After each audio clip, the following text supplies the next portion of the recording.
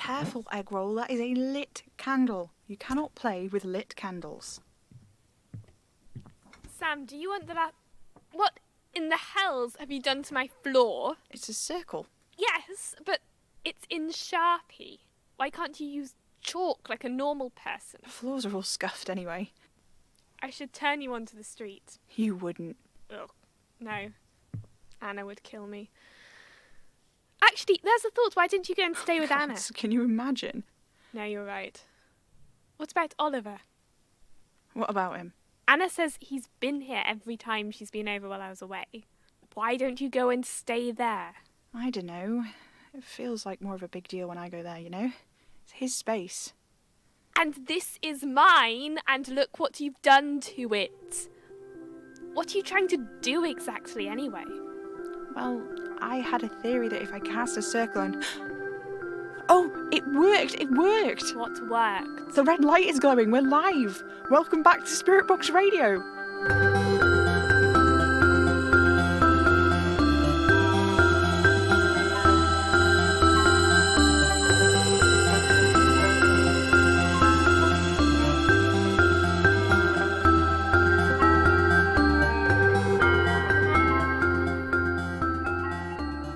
Hello, faithful listeners. Welcome back to Spirit Box Radio. It's so great to talk to you again. Kitty's gone out. I think she's pretty mad about the floor, but it worked, didn't it? I got the show to broadcast again, on purpose. It's pretty wild, actually. I had this idea this afternoon when I was messing around with one of Kitty's spell kits, and I thought, oh, maybe it's less of a technical problem and more of an arcane problem. And I was right. Which, you know, possibly concerning. So, how have you been? Oh, right, I speak. You don't get to answer. That's how it works. Yes. Well, I've been... I don't know. Pretty good, actually. It's been really annoying that I've not been able to get the show to go live, but yeah, I have so much to tell you about. First, though, thank you so much for all of your support in the PO box whilst I've been unable to broadcast. Just reading your letters aloud on my own, it's been so wonderful. I have far too many of them to share with you now, but honestly, I'm so grateful, faithful listeners. Amidst all the support, there has been quite a lot of business as usual. Or rather, not business as usual, because this isn't exactly a business, and I don't think anything Spirit Box Radio has been used for has ever been usual, but there have been letters. The big thing is, of course, the Spirit Box services. Why the Spirit Box services volume suddenly skips up to 100% and every device in your home, even those which have no speakers, begin to play the skipping stations of the Spirit Box service whenever you try to use it, I don't know. But it's been happening to me too. Those of you trying to commune after your kids have gone to bed, I'm really sorry about all the disruption. I can't honestly tell you I'm doing my best to fix it because I don't know where to start. But I am trying, I promise. All the letters Madame Marie dealt with on the show were from small-time arcanists or psychics or witches, people who interact with the arcane arts but aren't necessarily... I don't know. How do I... There's a lot of theory, it seems like, with arcanism. A lot of categorization and organisation of things which can't really be categorised and organised. Like, what's the real difference between a ghost and an echo? Carl on the forum said a ghost has more personality and an echo can only really repeat what has been said to it, or sometimes paraphrase. But both have a point of origin. They're both the imprint of someone's arcane energy lingering on beyond their death. Is the echo an incomplete ghost? Is one lesser than the other? In that case, in what sense is a ghost complete? And ghouls, well, ghouls, by everyone's account, seem to just be ghosts that aren't very nice to deal with. It hardly seems fair to annex them in their own separate category just because they aren't very nice. And forum user Heir Apparent said sometimes ghouls just repeat what people say but twist it, which makes them sound awfully like an echo. And don't even get me started on phantoms, a ghost with less substance. What on earth is that supposed to mean? And poltergeist? Like a ghost with more of an ability to meddle with mundane objects? How much more? Nobody seems to know. Or if they do, there are 8 people with their own very different answers. Point is, these definitions, they seem hazy and almost, I don't know, pointless. What are they for? Who do they help? Is it for people like Stickler and Stickler, who spend their time cleaning up arcane messes? For people like Madame Marie, who seem to spend their time making them? I don't know. None of this is helpful day to day, and a lot of it's pretty contentious, and most of the people who tuned into Spirit Box Radio, or at least those who wrote into the show, they didn't seem to have that much of an active interest in it. Arcanism was for them what it needed to be. They wrote to Madame Marie to get advice because they needed it. Madame Marie, on the other hand, she had a little book of big magic. She had this deck of true Arcanist tarot cards. She had boxes and boxes of notes, which make very little sense at all, and I'm convinced half of them are written in some sort of code. Those lines, the ones between echoes and ghosts and ghouls and phantoms, she was barely interested in them, seems like. She was interested in something else. The big ticket stuff that everyone else seemed to be taking for granted. See, it's like Kitty said. Arcanism, it's just vibes, really. Intent, belief, whatever. Arcane energy can be used and manifested if you find a way to tap into it within yourself. There are loads of ways to do it. Call it intent, call it belief, it doesn't matter. But that's the thing that happens when you cast a circle or draw a card or gaze into a crystal ball. You are narrowing your focus, focusing your intent, and through it, the arcane energy which is a part of us, and flows through us and connects us with the very fabric of existence. Madame Marie seemed to want to take that apart and examine it, even though it seems to me like a pretty impossible task. I mean, it's pretty abstract, isn't it? The whole point of the arcane is that it's arcane, right? So, how do you understand the thing that by its nature defies being understood? All of this is a very long-winded way of saying that I have no idea what's going on with the Spirit Box service. I've laid out on the floor in Kitty's shed for hours, even a whole day once, just listening to the constant flick, flick, flick through the channels and hearing things that come through. Whispers, voices, ghosts or echoes, I don't know. Since we don't know where the sound is being broadcast from, and the only way I've managed to interrupt it is, well, I've drawn a circle and I thought very hard and the microphone light came on and it's not plugged into anything, but it's not worth worrying about, not really. Plugging it in did not help.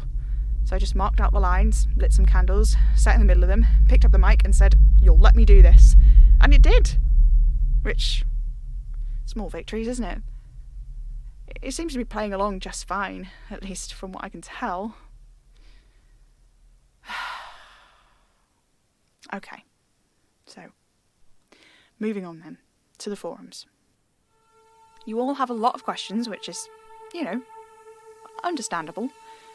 I'll try and make my way through them one by one, but we'd be here all night, faithful listeners, and a lot of them are variations on the same few things over and over, so I think it's best just to tell you what I know, which, to be honest, isn't really a lot.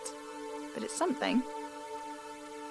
I've been trying to set up the broadcast ever since the last broadcast.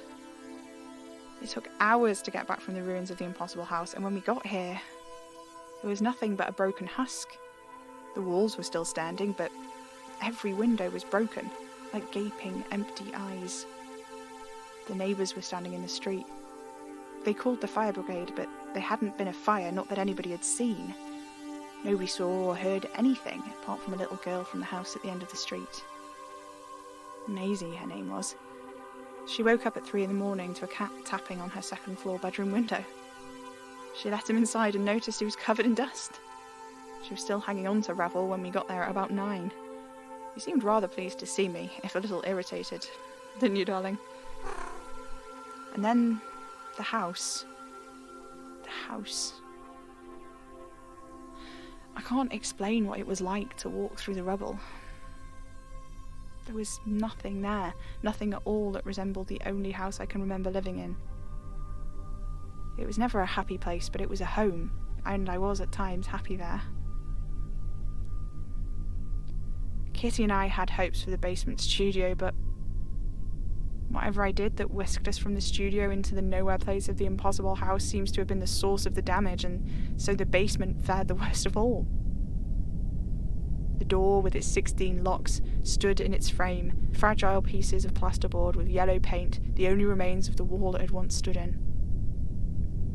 The stairs were blocked by everything that had once stood above them. There was nothing we could do. Kitty's been back and forth between here and a few places she knows of where she might find people who knew Madame Marie, trying to learn whatever she can about this Heir Apparent stuff. One of my biggest concerns when we got back and saw what had happened to the house was the rest of the cats, but they all seem fine. Cosmo and Eggroll are dozing on the fluffy blanket Anna bought for us to ward off the winter chill in the shed, and all of the other strays I've seen before are accounted for. I'm tempted to name them all, but Oliver said that would be absurd, as he's seen at least 4 tabbies coming and going, and the addition of names only adds to the potential for offence, and I suppose he's right, as much as I'd love to just forge ahead and make a huge spreadsheet about it or something. Yes, thank you, I am aware I'm going on a bit. You're quite right. I feel different. Ever since what happened in the house, I've felt it. It's like the volume has been turned up on the universe. Maybe it's because I'm going outside more now, but I don't know. I feel more whole somehow. And the mark on my throat where Bliss severed the bond to Madame Marie's arcane maze, the scar has grown, spread, like lightning crawling through my skin, right up to my chin and all the way down my chest. It's a scar, and it should be new, but it's old, white, almost pearlescent. Yes, sorry, Revel darling, I did get distracted again, didn't I? What else do I need to... the recording machine. The only thing we actually managed to pull out of the basement studio. It's pretty beaten up. It did burst into flames after we all, seanced. I think it'll be alright. I've not managed to get it to talk to me yet, but I think it will, eventually. I don't know how I know that, I just sort of do. Ugh, I hate how much of this is like that. How much of it's all about sense. It's like, what sort of nonsense is that? I just know. But then Oliver is right, I guess. Things seem to work out. Well, not exactly work out, but they do at least change when I just sort of let things be what they are. I don't know. But maybe that's good? Ugh, you see? It's infuriating. Think about it, but not too much. It's like the bloody man in the flat cap's riddle. Seek, but don't search. It's all about giving up a piece of yourself to it. It's all about surrender. I can't let it go, though. I have a running theory about the show. And me. I think it was somehow connected to the maze Madame Marie made to contain my power, which involved the house and maybe herself? I don't really know. It's how I've managed to get things to work, actually. It's completely bonkers, really. I've actually cast a circle around this whole part of the shed. I knew I was on the right track because as soon as I crossed the chalk lines, even before I lit any candles, I could feel a sort of thrill under my skin. Smudge the chalk away, and that's when I reached for the Sharpie. It's great. I don't know. Anyway, yes. As those of you who use the forums likely already know, they've been back up and running for a couple of weeks now. I don't know how that happened either, except I had a dream about it and then, well, there we are. Best not to overthink it. Don't look a gift horse in the mouth, as they say. Which brings us to the inconvenient topic of the inconvenient sins, I suppose. Another source of many questions on the forums. I don't know what I did, except that I banished them. I don't know what it means, except that they're gone. And I can feel that they're out there, far away from me. It's strange. I'm not aware of it, not exactly. In the same way you're not aware that you have toes unless you concentrate on them. It's like, I don't know, the act of banishing them, that tied me to them somehow. Oliver says that's what it's like to hold an active spell over a living thing, though he hotly contests that the inconveniences are alive at all. I say he's alive, and if he's alive, they must be too, but he insists they're different. They don't remember what it was like before they were Major Arcana. I don't know what that means. He was offering to say more, I think, but I don't know. I won't press him, especially not as... I don't know. I don't know how to explain it. Since what happened in the house, people just... they do as I ask. I don't have to intend it to happen. I just say something and they do it. It's not all the time. If I'm concentrating really hard on not doing it, I can say an imperative without it being, not all the time, not consistently, but it just sort of does. Something is different in me now. I don't know how to explain it, really. I think it's always been there. This sort of, this feeling. But I can't ignore it anymore, and I don't know how I ever managed it before. It must have been something to do with Madame Marie's maze. I still don't really understand what she did. As time goes on, though, I'm becoming more certain that whatever it was, I'm never going to get the memories of being a child back. From what Anna says, that might not be such a terrible thing in the end. At the impossible house, once it collapsed, imploded. None of those are the right word for what happened. It sort of folded in on itself, like origami, edges appearing where edges should not be and folding inwards again and again until there was nothing. Underneath where the house had stood, a tangle of brambles and weeds crisscrossed a pile of rubble embedded in the dirt. It was the rubble Kitty, Anna and Madame Marie had searched through so many years before, looking for me, 7 years old, asleep as I would be consistently for the next 6 years.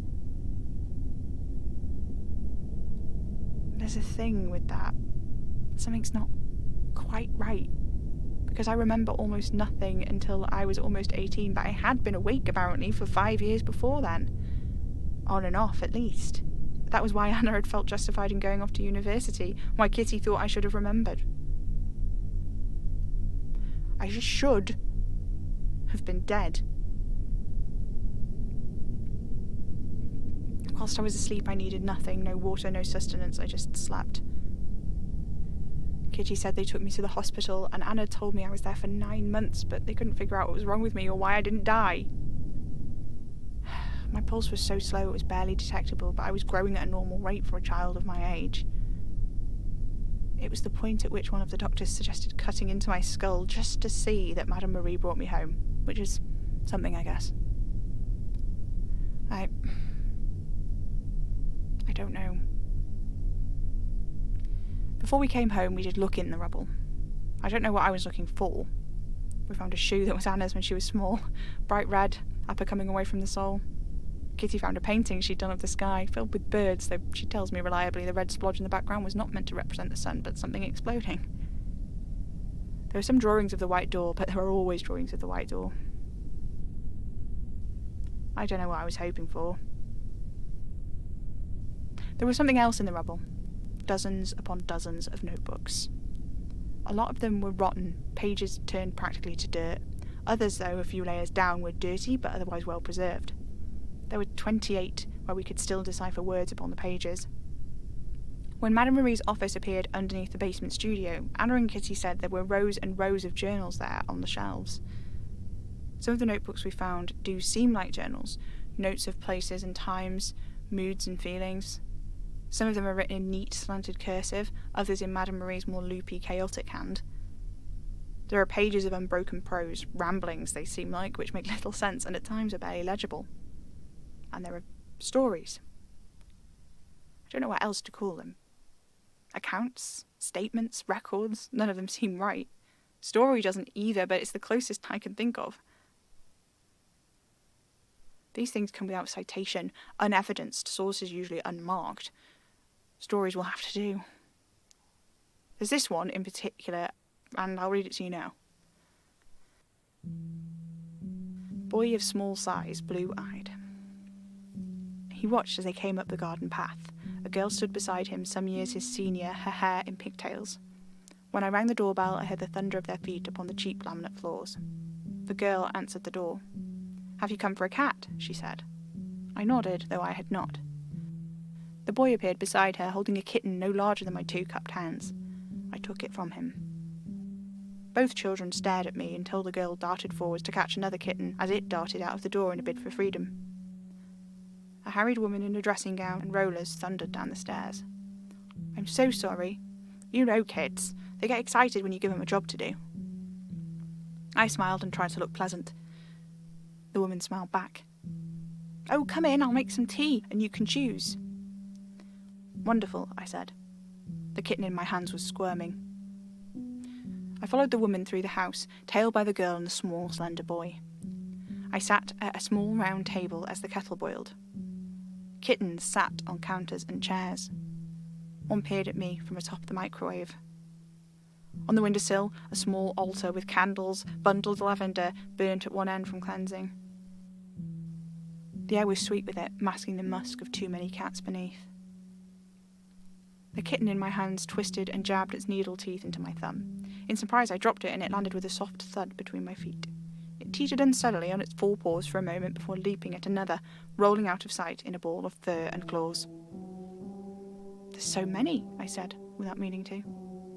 The small boy was standing in the doorway. He grinned. "Yeah," said the woman. "Can't testify how good they are. Not sure where they've come from. Everyone's been happy." "Everyone?" "Yeah. Do you just want one?" "Sugar?" I said. The boy's grin widened. "No, cat," said the woman. I blinked. "What?" I looked away from the boy and at the woman. She was staring at me with some wonder, and then, glancing at the boy, her eyes widened. "You're her?" "Yes." She glanced around, ushered the boy into the hall, and closed the door. "I'm so sorry, we mostly get people about the cats." "You don't know where they've come from?" "I wish I knew," said the woman quietly. "The boy," I said. "Your brother." The woman looked me dead in the eye. "No. He's my uncle. He's been here since my grandparents. Well, I don't really know what happened to them." "God, Oliver, you made me jump. Can't you manifest outside?" My apologies, Magpie. I'm sorry for startling you. I'd intended for the garden, but well, I always end up a little closer to you than I originally intend. What's that? I heard you managed to get the broadcast going again. I thought I'd bring you a hot chocolate for when you were finished. Oh, it's hot. Yes, it is in the name of the beverage. I'd have thought you could deduce that. All right.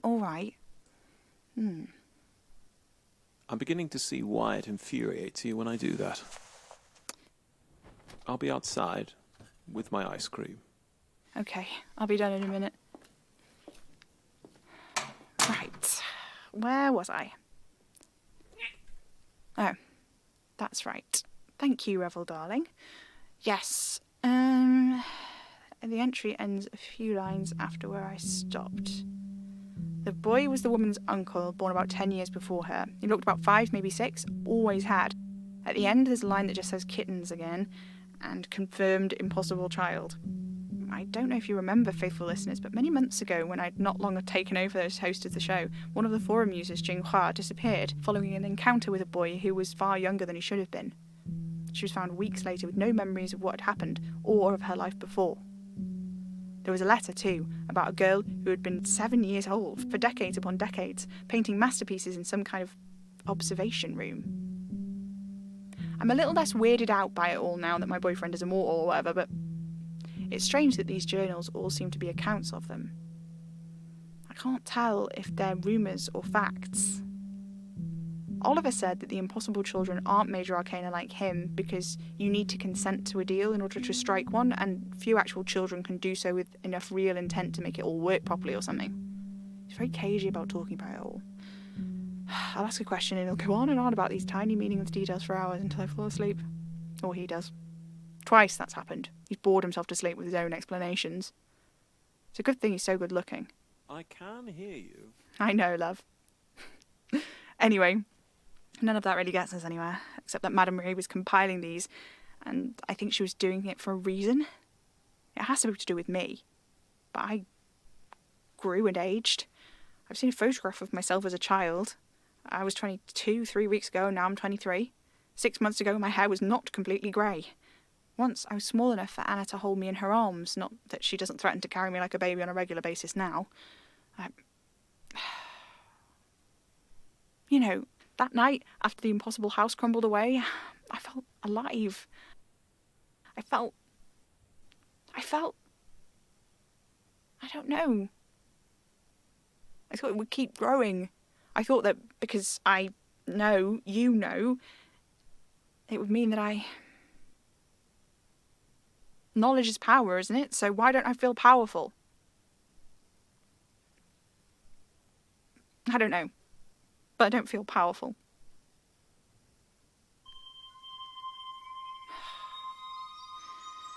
It has been good to speak with you. I feel better. Connected somehow. Though we've spoken on the forums a bit, there's something about directly speaking, I think. It makes things... I don't know. It makes me feel whole. I think I'll sleep tonight better than I have in weeks. Thank you, faithful listeners. And good night.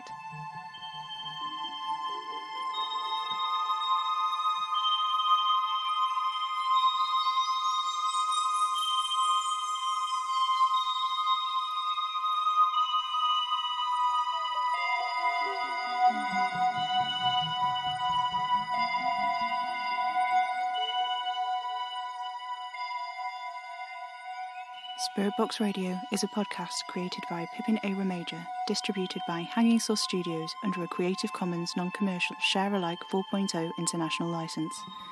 This episode starred Pippin A. Major as Sam, Jessie Jeffrey as Kitty, Will Cummings as Oliver, and an assortment of cats as Revel and Eggroll. Find more at hangingsaucestudios.com and consider supporting the show on Patreon at patreon.com/hangingsaucestudios for early access to new episodes and shiny bonus content. Spirit Box Radio is recorded in front of a dead studio audience.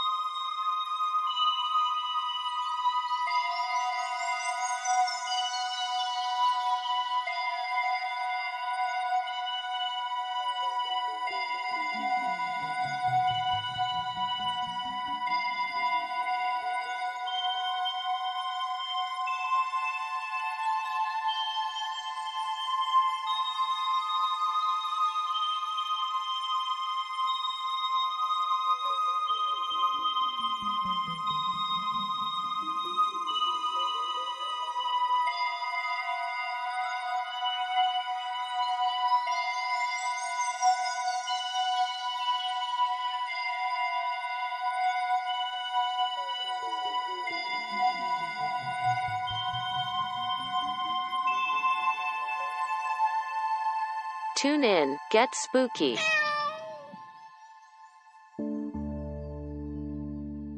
I hope it's alright for me to write to you. Me and my friend have known each other since uni. My family's a bit complicated. I've got this one cousin, is an obligate carnivore. Situation is being complicated by her thrall. My girlfriend is from a different genus to me. I say no neighbours. There is one. I've got lots of friends who are creatures. Which Muppet is the sexiest? And I wish I could tell you I didn't see the mushrooms until it was too late, but I'm so lonely. Time's a bit weird here. Rubbing themselves clean, their arms, their face, wiping over every part of themselves. My cabbages. I kissed her under oceans, among the stars. Yuck! And before you know it, it's stop, drop and roll in the middle of the foyer. Cold, emotionless eyes. There's no sugarcoating it. I died. You can imagine that it's a bit of a sore spot for me. Too bloody weird. I don't want to hurt my friend. I don't want to get the council involved. How can I make amends to her? How do I close this distance between us? Is there any salvaging this situation? How do I stop feeling like this? I'm at my wit's end, but isn't there anything I can do? What can I do? What should I do? Please help. Monstrous Agonies. Weekly advice for creatures of the night. New episodes every Thursday. Listen online at monstrousagonies.co.uk or wherever you get your podcasts.